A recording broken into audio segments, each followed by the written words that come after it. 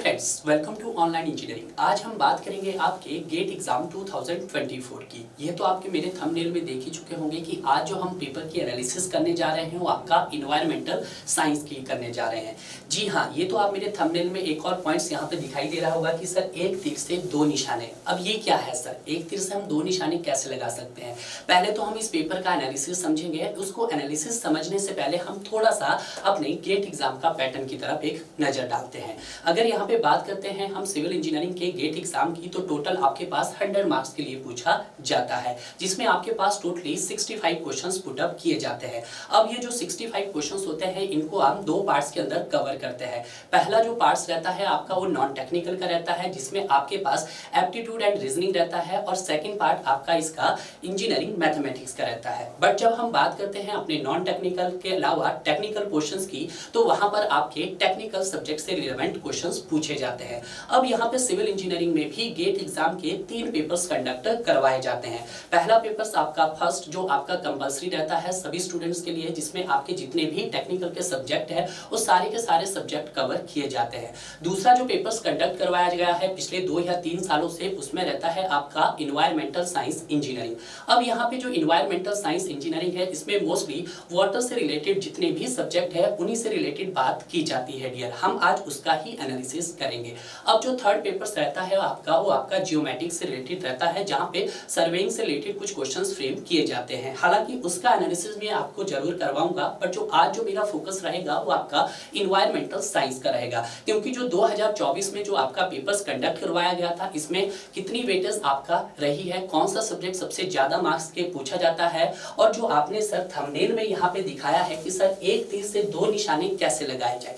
अब ये स्टूडेंट्स के माइंड में काफी डाउट हुआ, क्योंकि यहाँ पे जो भी स्टूडेंट 2025 के लिए गेट की तैयारी कर रहा है, ये वीडियो उन सभी स्टूडेंट्स के लिए काफी यूजफुल होने वाला है। अब देखिएगा, जब भी यहाँ पे हम बात करते हैं आपके इन्वायरमेंटल इंजीनियरिंग की, जो आपके पास टोटली 4 पार्ट्स के अंदर डिवाइड किया गया है, जिसमें आपके पास फर्स्ट में हम कवर करते हैं अपना water supply engineering, second part रहता है आपका वेस्ट वाटर इंजीनियरिंग, और थर्ड पार्ट रहता है आपका सॉलिड वेस्ट मैनेजमेंट, और फोर्थ पार्ट रहता है आपका एयर पॉल्यूशन। हालांकि आपका जो फर्स्ट पेपर होता है जिसमें आपके सारे टेक्निकल सब्जेक्ट पूछे जाते हैं, वहां से नॉइज पॉल्यूशन को हटाया गया है। बट जब हम बात करते हैं आपके इन्वायरमेंटल साइंस में, तो वहां पे नॉइज पॉल्यूशन को भी ऐड किया गया है डियर। क्लियर है? तो अगर मैं बात करता हूं इसी सब्जेक्ट की, यानी कि आपके इन्वायरमेंटल इंजीनियरिंग की, तो आपके पास 50+ के लिए पूछा जाता है आपके इन्वायरमेंटल साइंस के पेपर में। अब आप देखिएगा, एक ही सब्जेक्ट अगर आपके पास 50 मार्क्स के लिए पूछा जा रहा है, तो क्यों ना आप इस पेपर्स को भी अपना अच्छा रैंक ला सकते हैं। और ऐसे स्टूडेंट जिनको लगता है कि सर मैं गेट क्वालिफाई नहीं कर पाता,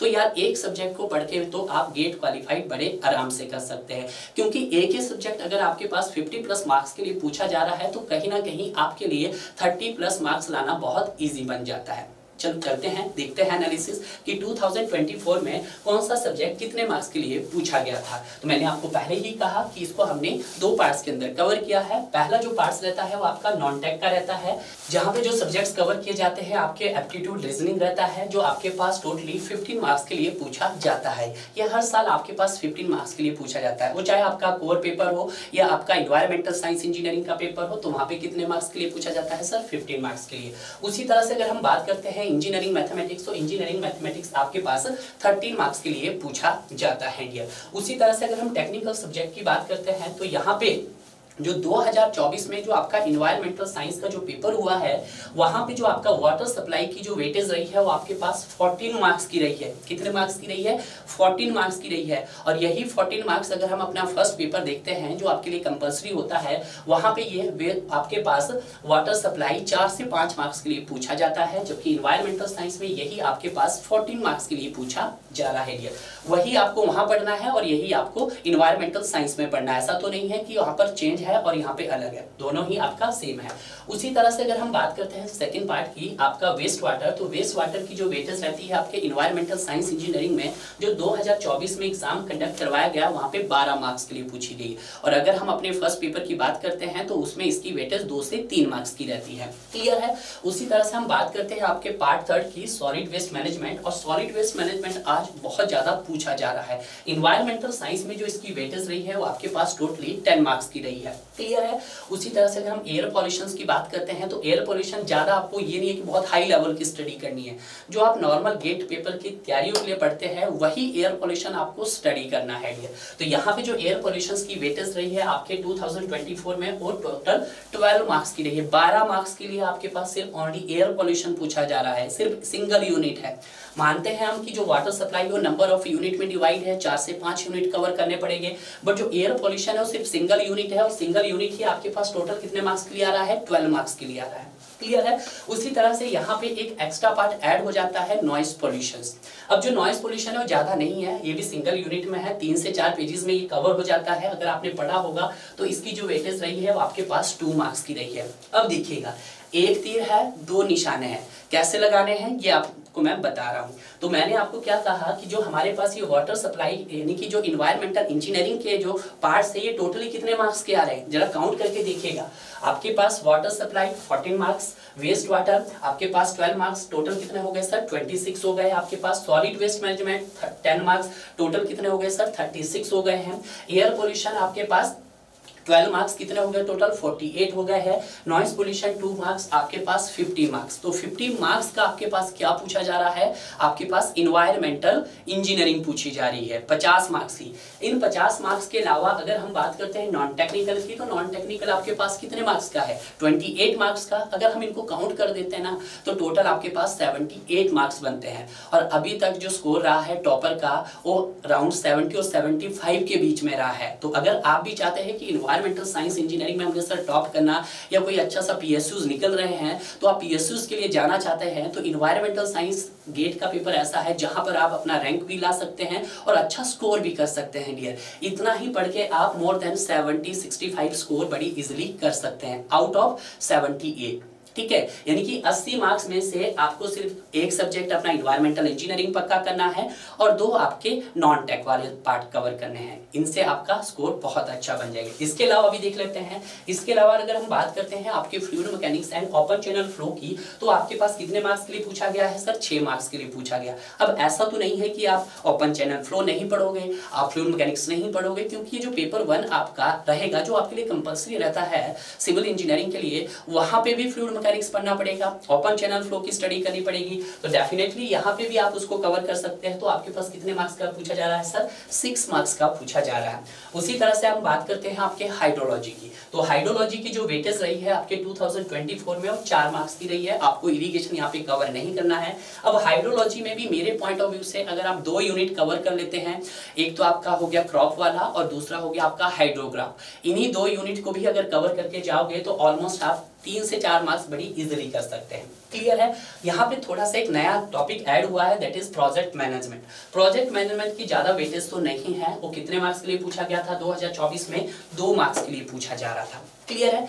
अब सर ये तो हमारे टेक्निकल सब्जेक्ट की बात हुई है। अब टेक्निकल सब्जेक्ट में कुछ इसमें एडिशनल पार्ट भी ऐड किया गया है। एडिशनल पार्ट में अगर हम देखते हैं बायोलॉजी और केमिस्ट्री। हाँ, अब बहुत सारे स्टूडेंट बोल रहे होंगे क्या सर बायोलॉजी पढ़ना है या केमिस्ट्री पढ़ना है, तो मेरा मानना ये है कि अभी आपको बायोलॉजी और केमिस्ट्री तभी पढ़ना है अगर आपने रिमेनिंग पार्ट्स को बहुत अच्छे से कवर कर लिया।